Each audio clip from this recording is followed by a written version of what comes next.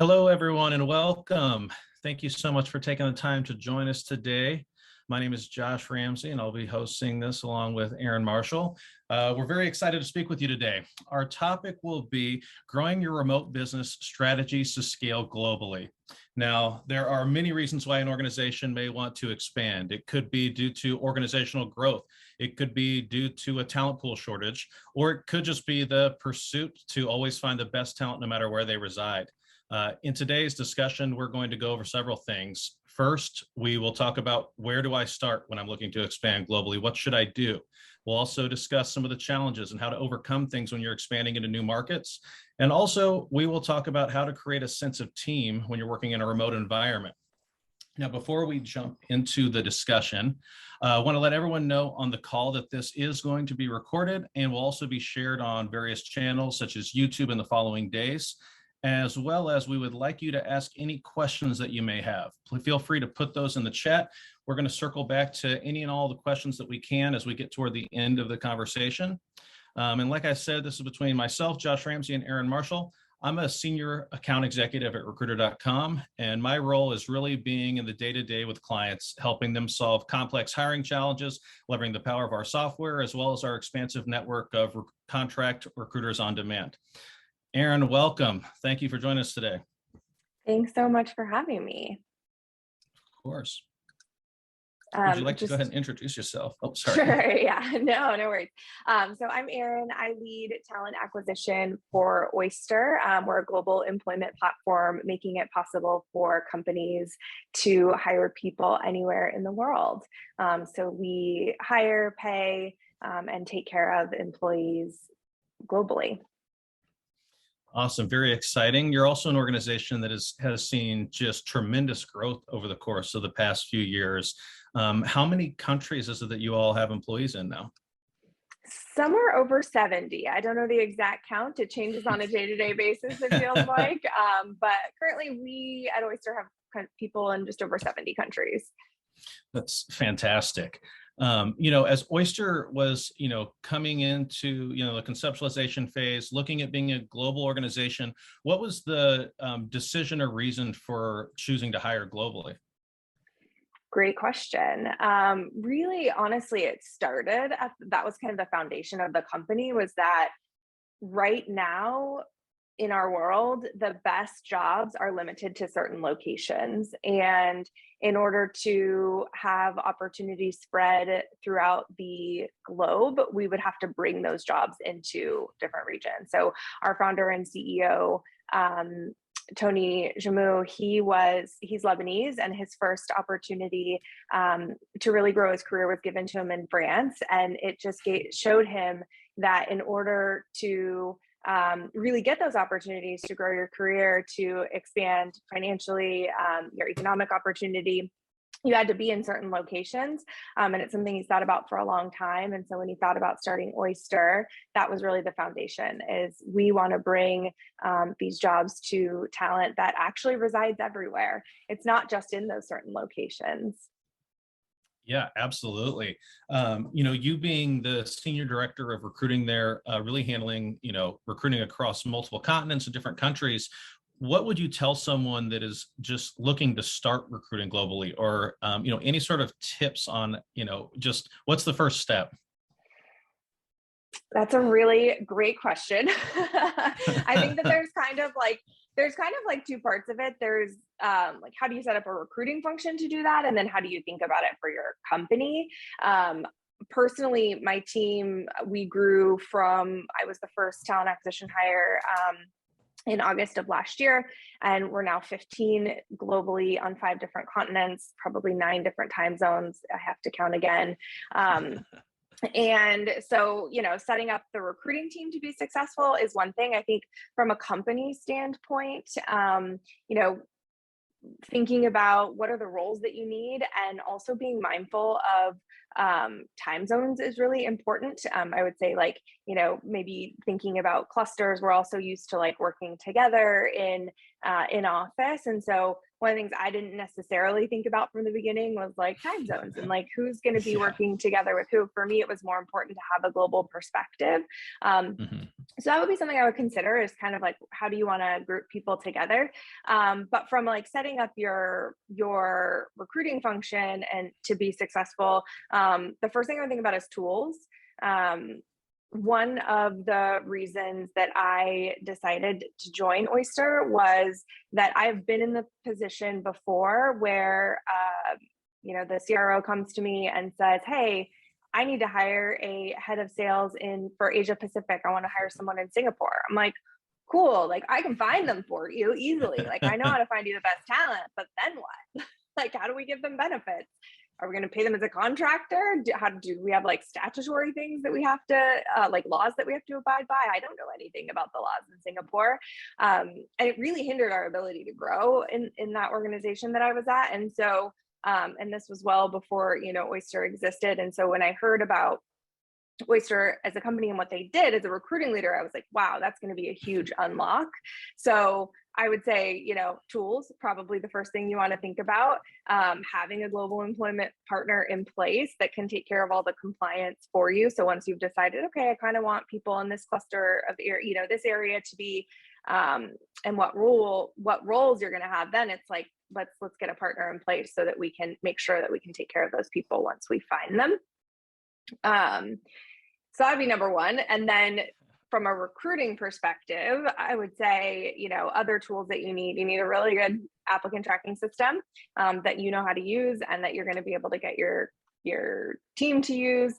Scheduling tools have been really important for us. So when you're going to grow in the way that we did, if you don't have the people, you got to have the tools. And we didn't have the people at first. It was just me. So, we use Calendly to get interviews set up in the beginning. I know there's a lot of other great things out there.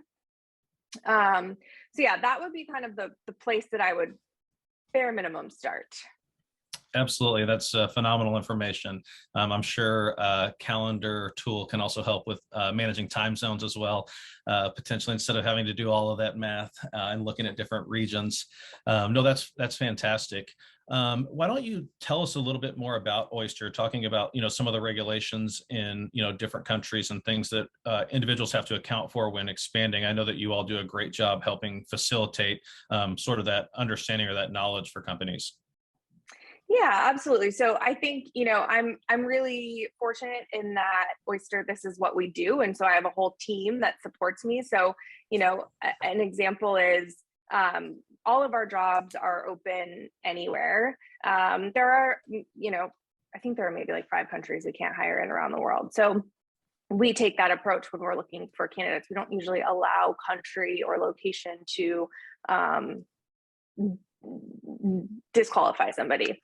Sorry, searching for the word disqualify somebody, except in certain circumstances. So the benefit is that I have a whole team that worries about all of the compliance. How am I going to hire them? How many days off a year do they have to have? How many do I need to contribute to their pension? Is that statutory? Do I need to give them a certain number of sick days? I mean, there are so many things to think about on the compliance side of things that I'm super grateful I don't have to think about. I just have a partner that I send an email to and I say, hey, can we hire in this country?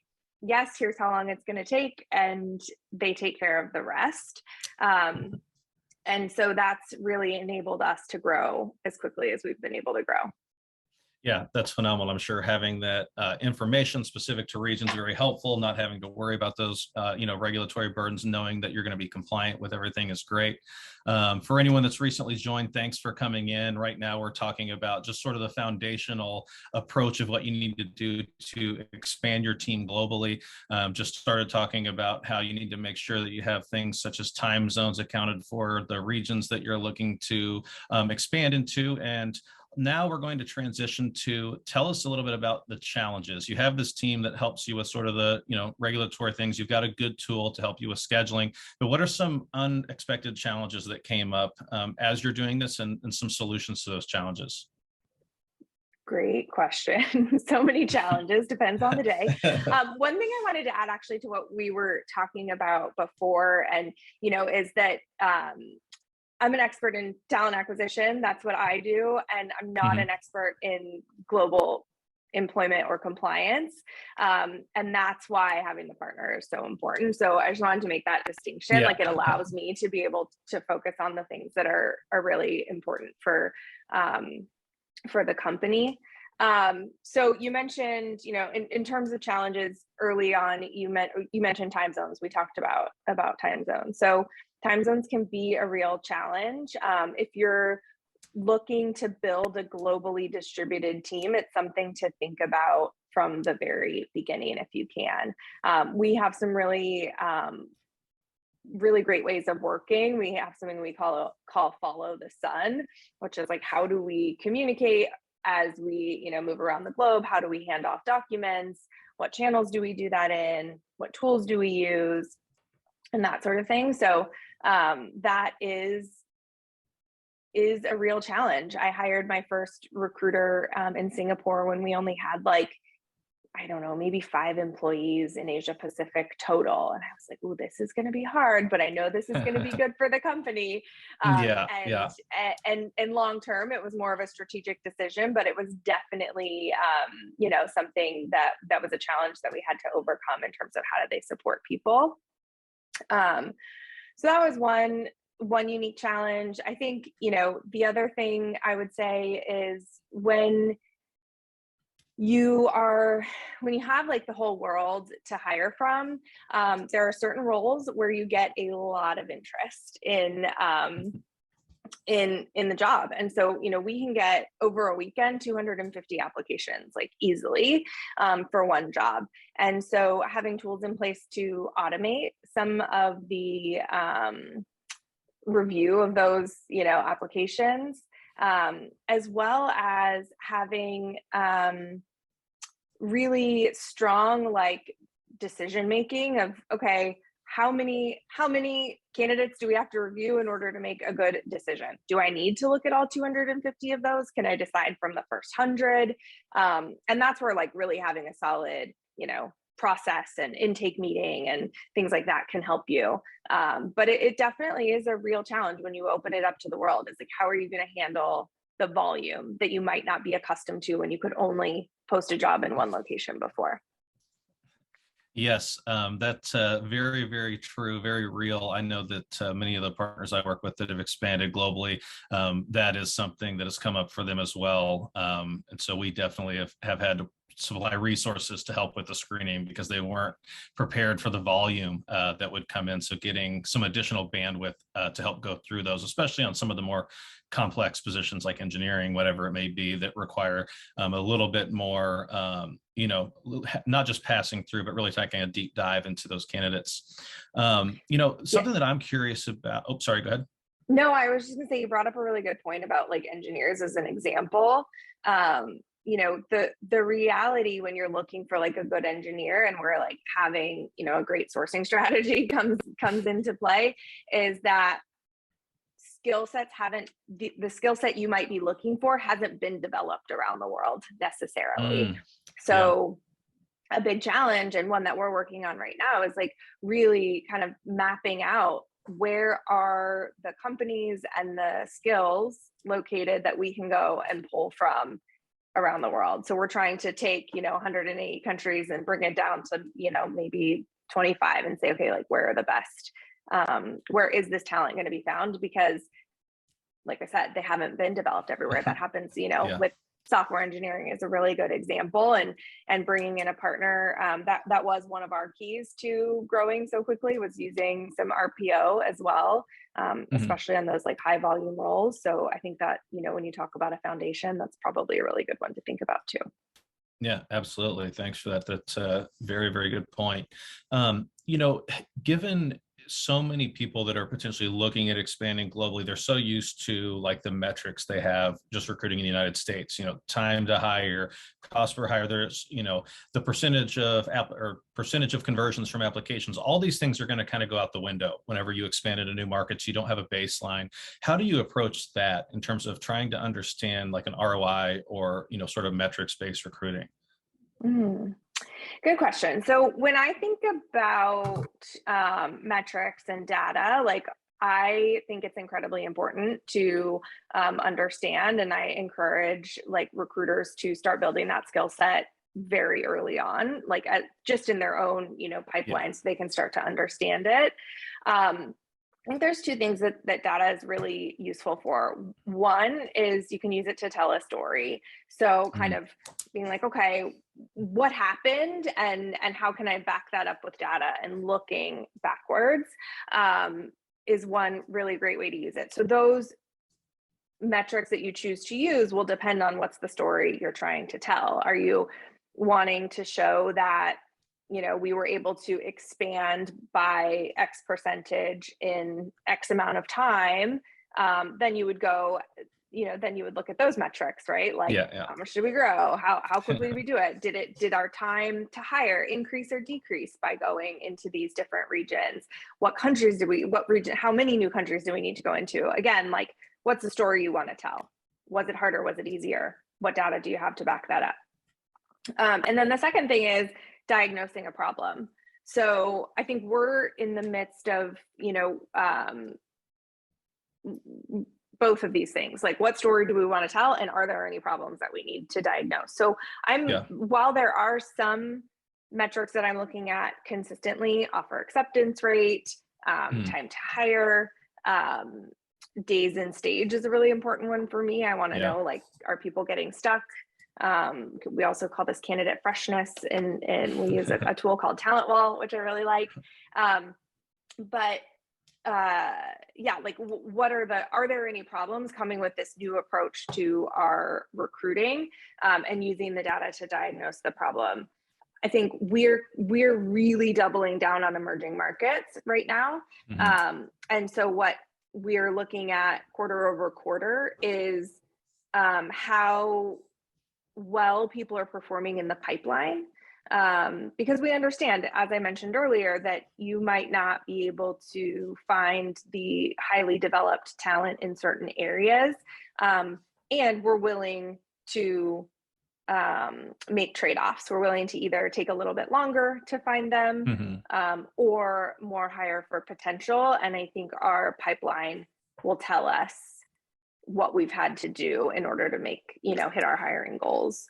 Um, so those are, I know that was like kind of, not specific metrics, but that's kind of how I think about the data. No, I think that's a really good point, and really great analysis. One thing that you said that really stuck with me that I like was the candidate freshness.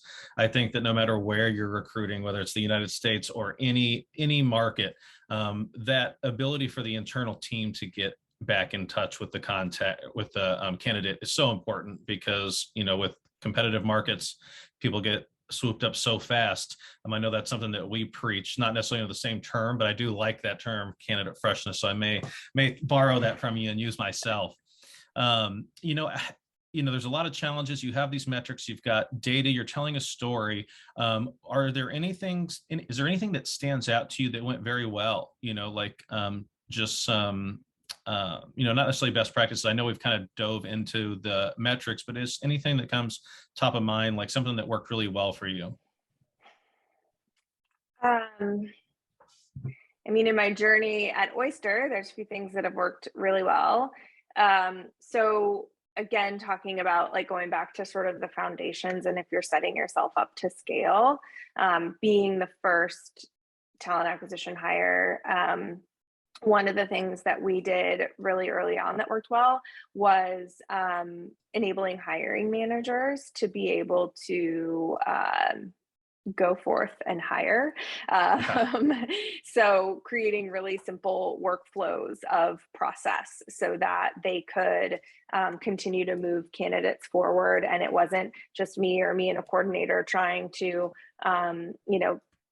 keep my hands on any candidates in the process, because there were more important things for scaling that needed to happen, that weren't in the individual pipeline, if that makes sense. So I think enabling hiring managers was something that went really well. I think it breaks after a certain point, but when you want to go quickly, it's a really good thing to do. So yeah, I would say that's one of the things that worked well. Those simple like outlining the process, writing it down, pointing people to it, the more clarity and documentation that you can have, particularly in a distributed environment when you're hiring around the world, the better. Yeah, absolutely. I think that's fantastic. Enabling hiring managers to have a simple workflow to be able to hire fast, putting trust in the people that are already working at the company, they know who they need on their team, enable them to take ownership and really advance. I think that can be a benefit or a tip to anyone in any sort of environment of recruiting. So this part of the conversation has been fantastic.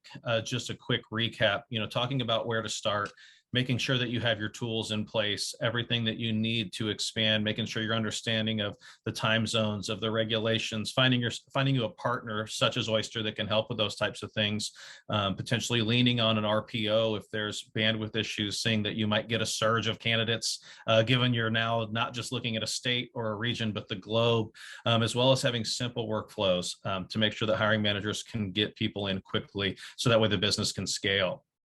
At this point, I'd like to transition over to talking about the idea of a team. I think that you all are a unique person to talk about this, given that you're, across so many different countries. Tell us a little bit about how you create a sense of team, especially early on, whenever you're just establishing relationships with people because you've just met, you've just hired them in a new market. Great question. This is, I think, where my reflection on time zones came into play a little bit, how are you going to have those touch points? But yeah, I think it's a good question. I think that it requires intentionality and consistency would be two things that I would say are really important. One thing that Oyster has done incredibly well is our onboarding. So when I came on board, it was very robust. It was really, well documented. It had a lot of buy-in from our leadership. They had really, they believed in it and they had contributed to it. We had cultural norms. We had tools and ways of working norms. All of those things, like I said, were really well documented, very, very thorough. And I was incredibly impressed considering, the company had been around 8 or 9 months. We took that and iterated on it. We got feedback from, the employees who joined, what was missing, what worked well, and iterated on that. And so now we have sort of cohorts that go through it every single week. It's all, we connected it with our HRIS, hi Bob. So it's all, click through, everybody kind of completes it at the same time. They get to meet with the leadership team, with our CEO, with our co-founder. So yeah, I would say that very strong, robust foundation that everybody goes through the same experience to start with is one really great way to start to build team. Okay. I think another one is, in distributed teams, communication. It's all about communication. We really practice, and from a leadership perspective, have to model really good asynchronous communication. So, with those few, now I have a couple of team members in Asia Pacific region, everything's recorded. We have them record looms to send to us as a team so that we can stay connected and engaged. Is something we do normally. Other, rituals, starting each meeting with, we have a way that we start every single meeting, and, everybody is it's a ritual, I would say. Yeah. That helps people feel like there's some camaraderie. And then the last thing I'll say is, on my personal team, not on the company wide, but we did struggle to sort of find that gelling point because we grew very quickly from 1 to 15, all different time zones. And I actually kind of put it back on the team and said, well, what would feel fun for you? And giving them an opportunity to create a space. So now they have a break room every day at a time that I can't join because I'm in bed still usually. But a couple people show up every day and they connect and create their own camaraderie. So I think there's that too, empowering the team to not just pushing down on them what we think, but also empowering them as a team to connect and what would feel good for them has worked well. phenomenal. I know that we're also a a remote organization as well, and little things, even just like Slack channels about pets. That's always a big hit. Seeing cute pictures of dogs or cats or whatever it may be, or cooking. A channel about cooking. There's just so many little different ways that you can connect, even though you're not seeing each other day to day. So I really like that. Thanks. So after, oh, sorry, go ahead. I was just say thanks for raising that. I love this. The pets channel is my absolute favorite channel as well. We also have like a celebrate around the world channel, which is all the holidays around the world. So people in their country can share the holidays that they're celebrating, which is really fun to learn about. Yeah. So thanks for raising that. I think that's a great way to create connection too. Oh, for sure. Yeah, I do enjoy that. Another thing that we have at recruiter.com is just a culture committee, a volunteer group of people that come together and really put their heads together to try to, create activities to drive engagement within the company. And I know that, it's difficult at times when you're remote because you're not getting face to face. But in the end, it's always nice when you get everyone together, even if it's for something short, just getting that connection across departments. It goes a long way in sort of creating connectivity with the group. Yeah. Absolutely.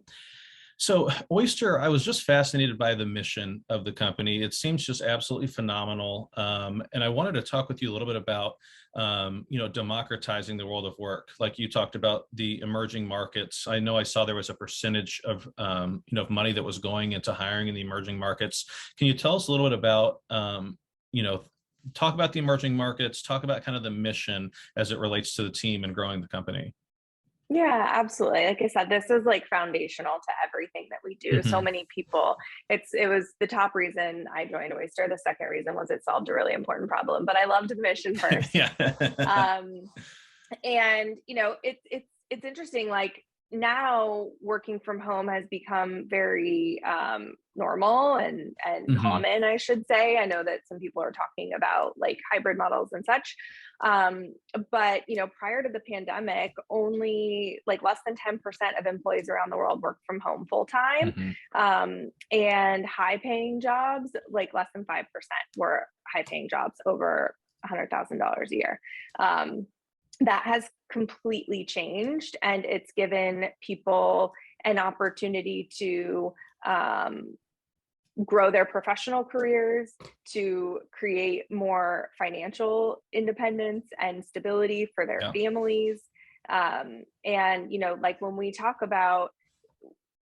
go into a new market, it's about finding great talent, but also we plan to pay them well. Like Yeah. it's not about like going into a new market to find the least like the most cost effective option. It's about, Hmm. let's find a good person, let's bring them, let's up level them and create a great job and a great working environment, something they may have never experienced before, and support them Yeah. with the tools that they need. And so then they can, go on and take that somewhere else later. Like hopefully they stay with Hmm. Oyster for some time. But, I think our vision is that we will be able to help develop talent in around the world, so that then we can be building leaders and building more high paying jobs. And our prediction, actually, and we released our economic impact report a few weeks back, and our prediction is that we'll be flowing $1 billion a year by 2025. Ooh, lost the numbers, but it's a really big number to emerging markets based Yeah. on hiring through the Oyster platform. Yeah.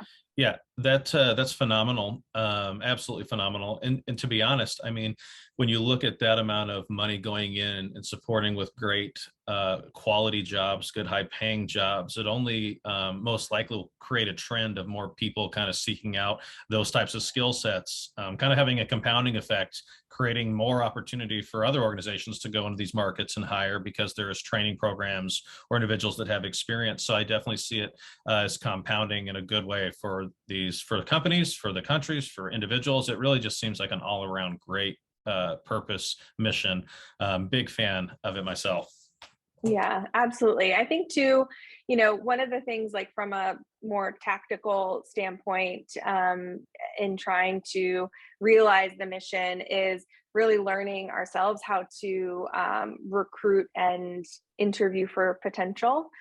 So kind of Yeah, going back yeah, to that highly sought after like skill set that we were talking about earlier, like specific software developers, and really being clear on, in your company, like what are the roles where we can hire for potential, yeah. where we don't have to have this highly specialized skill set, and then what are the behaviors that we need to interview for that really allow us to build and develop upon that potential.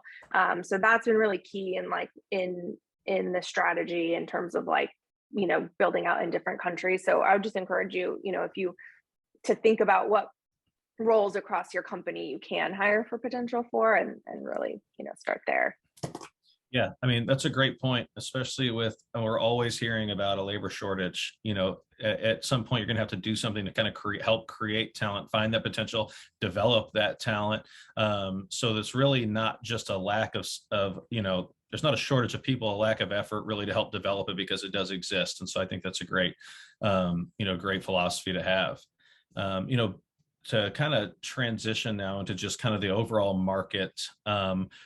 This has been phenomenal discussion, by the way. I've really enjoyed hearing about Oyster, hearing particularly about, moving to the emerging markets, hiring for potential. What are you seeing in terms of trends just in your own, day-to-day? I'm making that very broad just because we just want to hear what you're seeing going on in the market in hiring and talent acquisition. Yeah, it's a good question. I mean, I think in terms of trends that I've seen just in the last couple of months, I've definitely seen candidates choosing to stay in their current jobs, Mm-hmm. whether like mid-process, just deciding to withdraw, or based on the timing, it happening at the end. We still have a pretty strong offer acceptance rate, but I think that we might be uncovering, like, people are like, I've decided it's not a great time for me to make a move. So I think candidates are maybe a little bit more cautious right now, Yeah. in terms of making a move. That's one of the bigger trends that I've seen. I think, certain jobs are shifting, like what jobs people are wanting to move out of, I think is also shifting. And then I'm hoping to see, I've been hearing sort of hints of, but I'm hoping to start to see the effects of like not having it just be a bidding war, and people really making moves depending on aligning with the mission, aligning with the companies, what they're doing, versus like highest bidder wins. Yeah, I think that that's a great point. And I do think that that shift is happening. I know I was reading, some studies or some reports just recently about, that flexibility, mission alignment, some of those things that are more important than compensation, especially when looking at the ability to work remotely or in whatever market you want. I think that we'll see that become a huge leg up as salaries cool off a bit. And if it comes down to a little bit less salary, but yet aligned on the mission and can work from what you want, you're going to win that battle, 9 out of 10 times, just because people do want the flexibility. In terms of other, trends in the market, what are kind of the more difficult positions to hire for still, that you're seeing? I know you said there's some hesitancy for some people to move from their current role. Is there any positions that have just been more difficult than others? Yeah, I think that, software development remains a Yeah, really yeah. in demand thing. And people are still continuing to, develop and improve on their products. And so there's definitely demand and competition for great developers. Hmm. We also, in like the product management space, we see a lot of, competition there as well. So yeah, I would say that those are kind of the higher areas of difficulty for us. I think it's so interesting, I shared this with you in another conversation, but like, Hmm. it's so interesting right now. I think things are shifting a lot, and they have yet to settle. I think decisions are being made kind of reactively and maybe from a bit more of a place of fear of what's going to happen than what actually is happening in some Yeah. places. And I was sharing that like 3 months ago, if you would have asked me like what's the hardest job to fill, I would have said a recruiter. Like I can't, finding a good, which is why I advocate for global employment, because I have like amazing recruiters around the world. But it was very competitive and difficult to find. And now that's completely shifted as the market has cooled. People don't want to go, and recruiters are like, I'm right here, I'm good, I'm staying here, I don't want to go anywhere. So yeah. Yeah. I definitely see the need for recruiter, the difficulty to find recruiters still, day to day. Even just spoke with someone yesterday. They were wish me luck. Like, yes, there's people out there. We help supply those. Help supply people, the recruiters, when they need them to support with many different functions. But yes, I do agree that I think that there's a lot of fear, and I think there's a lot of acting on fear right now, when in reality, if we just stay the course, the dust will settle as we keep moving forward. Well, Eryn, I want to thank you so much for joining today, and want to open this up to any sort of questions that we might have. We've covered a lot of great content that has been very informative for myself, and I live and breathe in this talent acquisition world, and learning some new information from you. Yeah, this has been a great conversation. I'm excited to answer some questions. All right. So our first question that we have, someone is asking, what are the benefits of hiring globally? So many benefits. Yeah. I'm like, what's the downside? So many benefits. I think from a personal, like selfish standpoint, I would say that the inherent diversity in hiring globally is like such a joy. I mentioned that I have teammates on, 5 different continents just on my like team. And I so appreciate getting to learn from their perspectives, learn from their even just like the way that they show up can be so different than how I'm used to my colleagues showing up on a day-to-day basis, and I learn from that, and I get a lot of joy from it. So that's like my personal sort of selfish reason. I think hiring globally and having the opening up the world to be the market has it enabled myself and my team and Oyster hiring managers, who deserve a ton of credit, to add over 500 people in less than 12 months. With even 6 months ago, my team was 5 people. Like it was very small. So really, the increase in the talent pool, the available talent, is a huge benefit. I think when we are talking about waiting for the dust to settle and maybe beginning to move into an era of more stabilized and more sustainable growth, it can be more cost effective to hire in different markets if you're used to just hiring in the United States. So there are definite cost advantages to hiring globally. Those are a couple off the top of my head that I would say. For sure. So I have another question coming in here, and this is, if my company wants to begin hiring globally for the first time, how long would it take to get set up with Oyster? Very quickly. It's you just hop on the platform. Someone will be in touch. It depends on that's a matter of just like getting signed up. It depends on which country you want to hire somebody in. Like there could be a little bit of a lead time to get them, set up on the platform, but it could take as little as 48 hours to get somebody set up. But it's a really, really quick process, generally speaking. For sure. Thank you for that. Another question that we have is, what is the concern companies raised when they're looking to hire global talent? Like, is there a fear that people have that I know that you're very well versed in this, but like, is there anyone that you've talked to, they say what their biggest fear is about going into this? I think generally, like if you're not operating as a distributed company, there is some fear that people won't be engaged, won't be productive, won't have the tools to be set up for success. And then I think generally, just as like humans, the fear of the unknown. Like, if you don't know what a certain type of like work culture is in a certain country, you could just maybe not assume the best. I think one of the things that works really well for us is we assume good intent all of the time. Like that's just part of our of our culture, and so that can alleviate some of those fears that are potentially unfounded, really. So I would say that's the Yeah, I know that someone I'd spoken with was talking about things like longer lunch breaks, later start times. I think that goes into just trusting the employees are going to get their jobs done, even if it seems to be a different approach than whatever country you may be in terms of your hiring. It's all about the results, getting things done. And that's where like communication comes in. We talked about it earlier, but it's like, okay, well, does your company need these people to be online from 8 to 5? Then you just talk about that up front. And like, this is our norm and our expectation. Or is it more flexible? And can you take a longer lunch break? And isn't that why we work for remote companies? Yeah. That's funny. Sometimes I'm more productive at 8 o'clock at night than I am, at 8 in the morning or whatever. So. Yeah, no, absolutely. This one is about hiring recruiters. Hiring recruiters is really hard.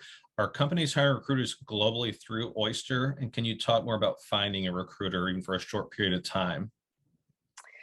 This actually might be more of a question for you, Josh. I thought so too. But I'll say, so Oyster employs people. We don't like find them for you. So we are their employer of record and pay them and get them benefits and all of that. So that's why I think this might be a better question for Josh. Yep.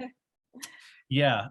So to answer that question, recruiter.com can 100% help in any of those types of circumstances. We hire or help individuals get contract recruiters to fill short-term needs or long-term needs all the time, whether it be the United States, whether it be in LATAM. Just recently, we've helped do some staffing in Australia. We've got some staffing operations going on in the United Kingdom and in France. We have one of the largest expansive networks of contract recruiters on demand in the world. And so if there is a need, reach out to us because we can definitely start resourcing those individuals over to you. They can be used for sourcing, for conducting interviews, for screening, really whatever you need. Yes, the answer is yes, we can help for a short or long period of time. Let's see. I have another question here, and it's asking, is there a certain country that has had the most hires, like where you've gotten the most hires from, or one that's very hot right now, potentially? I think there are some countries that we have like high population. Spain is a really big one for us. Portugal is another big one for us. I think it depends on like the role, and I think there are concentrations of specific types of roles in places because there have been more developed talent in those places. But if you want the top one, I would say Spain. Okay, no, that's very interesting. I would not have known or guessed that. So that's cool to know. This is another question about the laws internationally for you, Eryn. My HR department is concerned about hiring globally because of all the rules and laws. How do you help your clients to overcome objections internally? So we have, I am not a salesperson. I should have had a salesperson brief me on this in advance. So I really apologize for that because I don't know, but we have amazing salespeople who can help you with those objections. But what I'll say is we have a few things like free resources on the website, which are around country specific guides. And so you can like arm yourself with enough information to be dangerous in each of those countries. And then knowing that when you have a global employment platform, a partner like Oyster, that really is what we do. We specialize in compliance in the countries that we're hiring in. So I understand why your HR department would be concerned. I would share with them that, they might be familiar with like an employer of record. That might feel like a more comfortable term. And that is like, essentially that's kind of more traditional term. So I would just say, like an employer of record takes care of all of that for you. And that's what Oyster does, and then some. So that would be the first thing I would say is like, check out the free resources on the website in terms of country specific. And then if your HR department wants to like speak with someone in sales just to get an idea, I think reaching out would be a great idea. Eryn, I want to thank you again so much for joining us. I thought this was absolutely phenomenal conversation and learned a ton about international hiring and Oyster. So thank you very much. Thanks for having me, Josh. This was a lot of fun. I appreciate it. And just a few nuggets to kind of walk away from the conversation with is one, don't be scared about going global, going international. There are resources out there like Oyster that can help you. If it's actually recruiting needs that you have, recruiter.com can help you. There are organizations that can do whatever it is you need and help with the regulations, help with the actual tactical approach. But also it's really an opportunity to open up to a much wider talent pool, a much more diverse talent pool, and a chance to really bring a lot of different cultures and a lot of different ideas in terms of innovation to your organization. So thank you everyone again for attending. Hopefully we will talk again soon, Eryn.